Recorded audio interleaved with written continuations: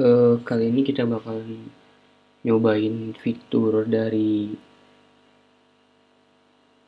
Spring Framework yang result set mapping. Di sini ada start spring.io. Ini kita bakalan bikin dulu. Dependensi yang bakal kita pakai tentu aja webnya, Spring Web. Lalu ada Postgre, ini drivernya. Lalu juga ada JPA. Lalu terakhir sebagai tambahan kita pakai Lombok untuk getter dan setternya. Ini saya pakai versi Java 11. Grupnya saya pakai seren.learn.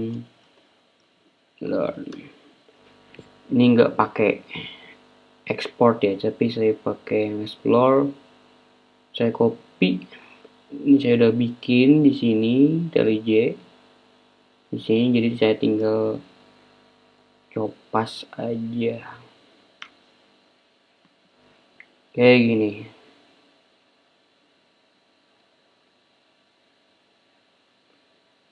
Oke, ini tinggal kita refresh Mavennya di sini. Oke, ini udah kita refresh Mavennya. Tinggal kita bikin aja kelasnya. Ini udah masih kosong nih, ini karena saya generate-nya di sini di IntelliJ IDE. Jadi yang Maven project. Tadi apa? .com seren.learn. Namanya adalah application. Oke, lalu kita anotasi sebagai Spring Boot. Oke, ini. Lalu di mainnya kita jalanin Spring application ini. Lalu run. Lalu nama kelasnya adalah application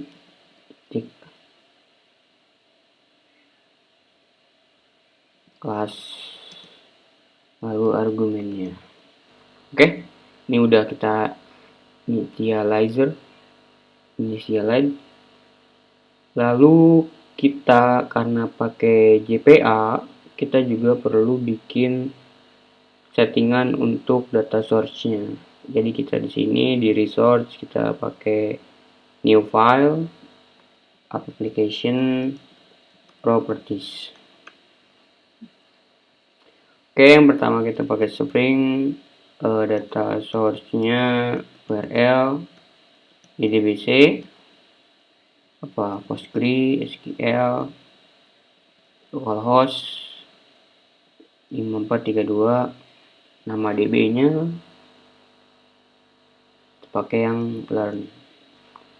Oke, lalu ada Spring data source untuk yang username-nya pakai Postgres, Spring.data source password juga pakai Postgres. Ini settingannya bergantung pada komputer teman-teman semua ya. Oke, saya buka dulu data gridnya.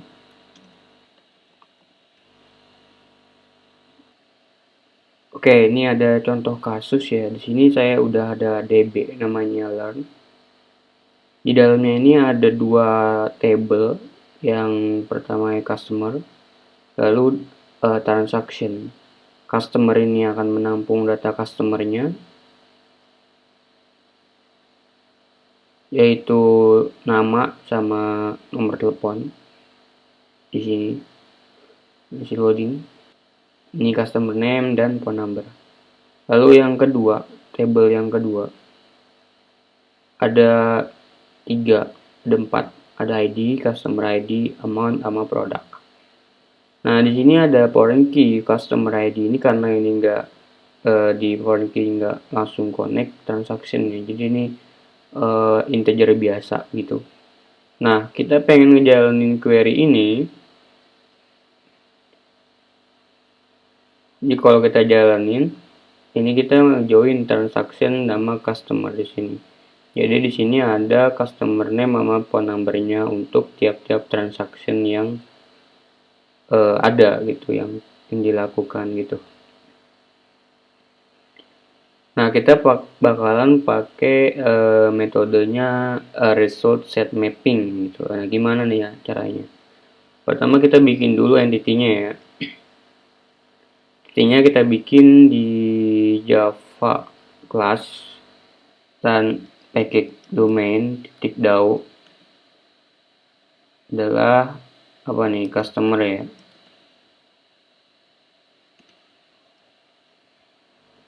Kita anotasi sama entity, lalu juga kita anotasi dengan data punyanya Lombok untuk getter dan setter. Lalu juga kita pakai argumen, juga no argumen. Ini yang tiga ini punyanya Lombok ya, yang argumen, argumen, dan data ini punya Lombok. Field yang pertama adalah long ID. Di customer ini ada ID, customer sama phone number. Berarti ID, string customer name, private string, phone number. Nah, kayak gini, lalu ini kita anotasi sebagai ID. Nah, ini nanti akan di-generate jadi snake case. Jadi kita pakai camel case, nanti akan di-generate oleh si JPA-nya. Oke, ini udah cocok, harusnya ada ID, customer name, sama phone number. Lalu entity yang kedua, kita bakal pakai apa ini ya? Transaction. Kita anotasi entity, lalu juga kita anotasi data untuk getter setter, lalu juga argumen untuk buat construct-nya, lalu yang construct no argument. Oke, yang pertama kita bikin lagi ID-nya long sini. Apa ini? ID, customer ID, amount, sama product. ID, private long, customer ID, private, apa lagi nih? Long, amount, lalu private, string, product. Nah, di sini ada 4 field. Jangan lupa ID-nya kita anotasi sebagai ID. Kayak gini. Oke, ini udah kita buat dua entity customer sama transaction. Lalu kita juga harus bikin repositorinya. Repository titik apa ini ya? Transaction repository. Ini kita pengen pakai di transaction aja ya. Jadi ini eksekusi query ini adanya di transaction gitu. Oke. Ini kita anotasi aja repository. Ini adalah sebuah interface yang mengextend ke JPA repository. Apa ini ya? Transaction. Tipenya adalah transaction. Lalu data tipe untuk primary key-nya adalah long. Oke. Nah, di sini kita akan buat result set mapping-nya kan. Kita buatnya di mana? Kita buatnya di tempat yang bisa dijangkau oleh configuration atau di bin-nya. Jadi kita buatnya di entity, karena entity ini pasti dibaca oleh si bin-nya. Apa nih? Kita pakai native aja ya. Native. Emmet native query ini. Nah, ada apa aja tuh? Nah, oke, di sini ada nama nih. Namanya apa? Berarti namanya adalah transaction titik apa nih? Get all transaction gitu ya. Lalu yang kedua, query-nya kayak gimana? Nah, query-nya kita copy aja dari sini. Ini kan ada nih. Select ID, amount, product, customer name, customer phone number, transaction, from transaction, inner join kayak bla bla bla. Saya copy aja, terus saya paste ke sini. Oke, udah jadi di sini. Ada ID, amount, product, customer name, phone number. Ini kita from transaction as inner join kayak gini. Jadi ini native query. Ini kita nggak diarahin ke entity ya, tapi langsung ke table-nya. Oke, kayak gini. Lalu yang ketiga itu ada result set mapping. Nah, ini nama set mappingnya, jangan lupa. Tapi kita bikin dulu ya result set mappingnya. Nih, SQL result set mapping. Nah, namanya apa? Namanya adalah apa nih? Transaction mapping. Jadi bakal kita panggil di sini. Transaction mapping. Kayak gitu. Lalu kita mau pilih nih, ada dua, ada entity sama kelas. Kalau entity maka dia diarahinnya ke entity gitu. Jadi hasil dari result set mapping ini bakal dikeluarin jadi entity. Jadi kayak gini. Misalnya kalau kita pilih entity, maka target kelasnya ini harus entity gitu. Karena kita nggak mau entity juga, kita pengennya DTO, ya berarti kita pakai yang classes. Kayak gini.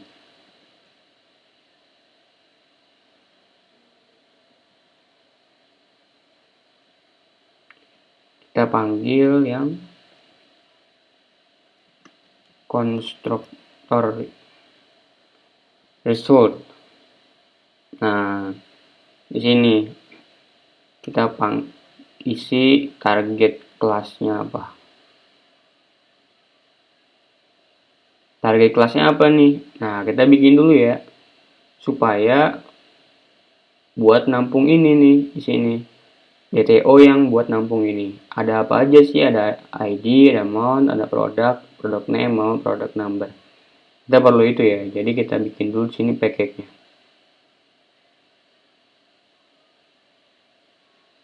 Learn domain.dto. Ini package-nya. Lalu kita namain transaction data atau DTO. Kita pakai data aja ya, transaction data gitu. Oke, ini apa aja yang kita pengen isi. Nah, ini ada ID pertama ya, private, long, ID.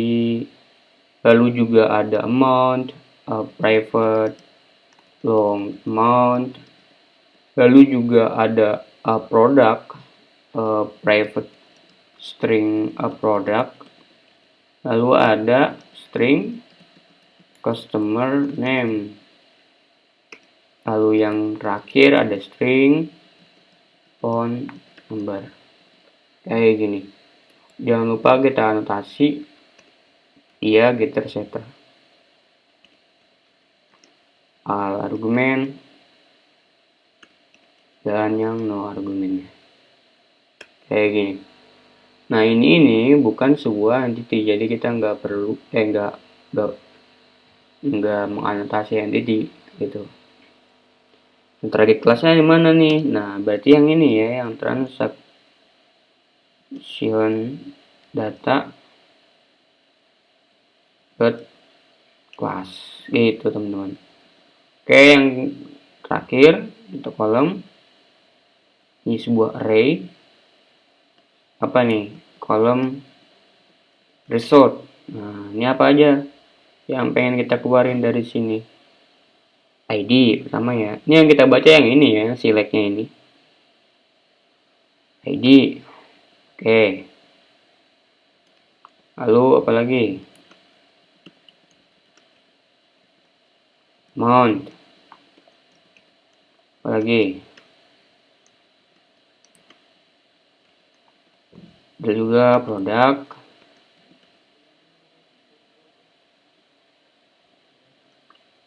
ada juga kolom sort untuk customer name, ada juga phone number. Nah, ini harus kita pakai value kolom name kayak gini. Name-nya apa? Name-nya apa? Name-nya apa? Name-nya apa?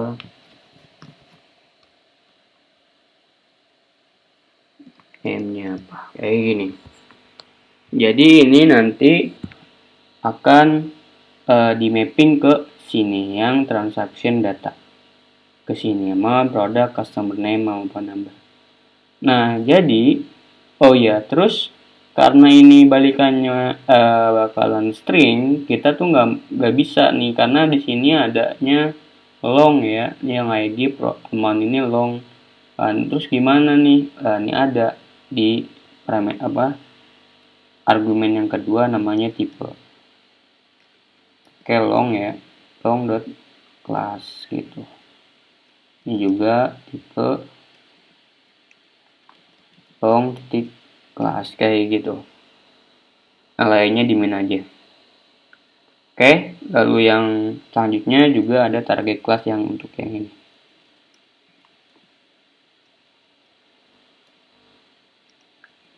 Result kelasnya ada transaction data dot class. Nah, kayak gini teman-teman. Oke.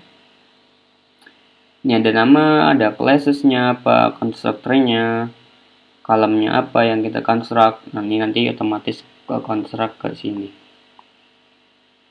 Lalu kita panggil di named native query kayak gitu.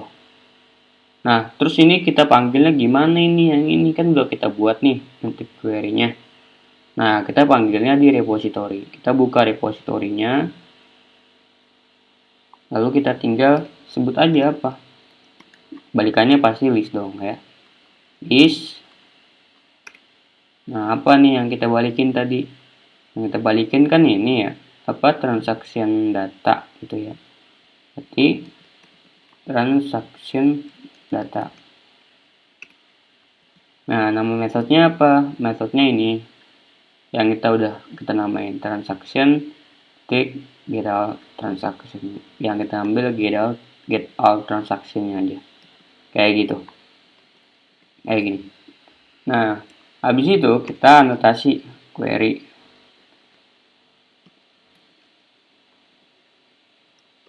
Kita tulis ke query-nya di sini. Nah, ini nggak usah ditulis ya. Kita cuma bilang aja nih kalau ini adalah native query.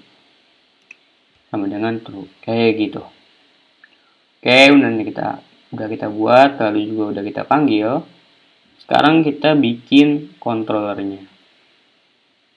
Karena kita bikinnya sederhana aja jalurnya, jadi gak dibikin service. Nanti kalau misalnya aplikasinya sekiranya real, itu butuh ya service ya.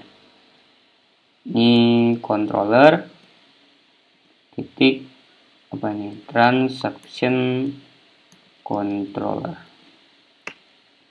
Oke, mantap. Lalu kita anotasi REST controller. Apa nih?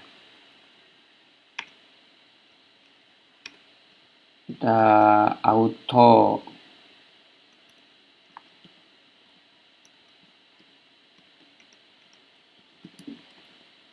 Kita auto wire bin-nya apa nih? Transaction repository. Lalu kita bikin satu endpoint get mapping, namanya adalah transaction. Lalu kita bikin metodenya yang mengembalikan respon entity. Apa yang dibalikin? List ya, list transaction data. Nah, kita balikin yang DTO ini.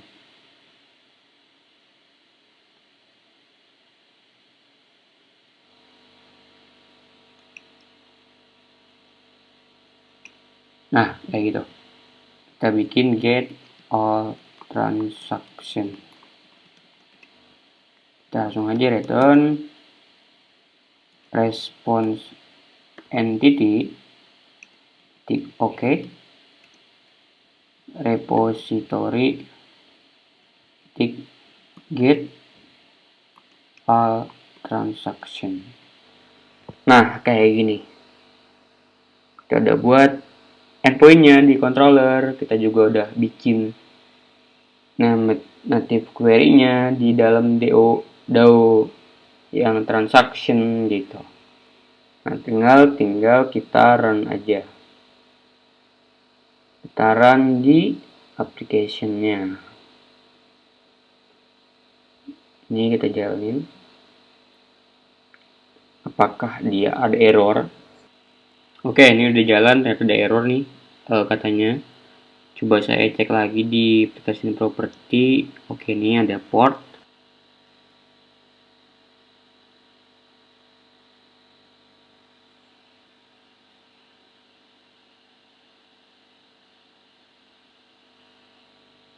Oke, ini udah jalan Tomcat-nya 8080 portnya.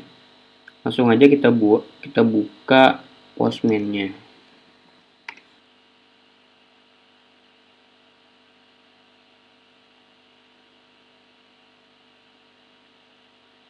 Oke, ini udah dibuka Postman-nya. Kita tinggal buka aja di sini. Ini udah saya buat endpoint-nya ke localhost 8080 /transaction garing transaction. Kalau dilihat di transaction controllernya ini udah bener ya ke transaction. Jadi kalau kita send, oke, ini masuk ya. ID, amount, product, customer name. Kayak gitu teman-teman.